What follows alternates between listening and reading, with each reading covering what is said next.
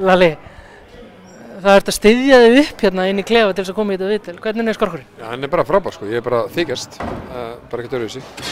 Hvað gerist inn í kvöld? Við unnum leikinn nokkuð samverðandi, bara, já.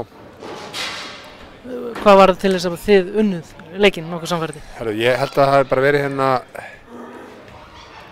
hvað ég segja, á einhverjum tímamóti þá vorum við að hitt úr skotum sem þeir voru að klikka úr, það var svolítið svona stál í stál á tímamóti og kannski þegar ég set þristinn hana í hvað 4 leikir eitthvað þá kannski var svolítið vendi punkturinn og svo voru þeir kannski að reyna að koma tilbaka og þá tekur Lúis þessa frábæru sirpu sína sem að hann tók svona 3-4 sinnum í leik á móti Stjörnunni en náði svona í fyrst skipti núna að gera það og svona ég veit ekki alveg, já bara við náðum einhvern veginn bara svona pull through eitthvað.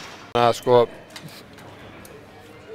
við þurfum bara að halda áfram, bæta honum. Við erum búin að vera bara mjög stígvaxandi alla úrslitakeppnina og að vinna KR 3-0 er eiginlega bara svona óhugsandi sko. En við ætlum að mæta hana, við ætlum að gera okkar besta.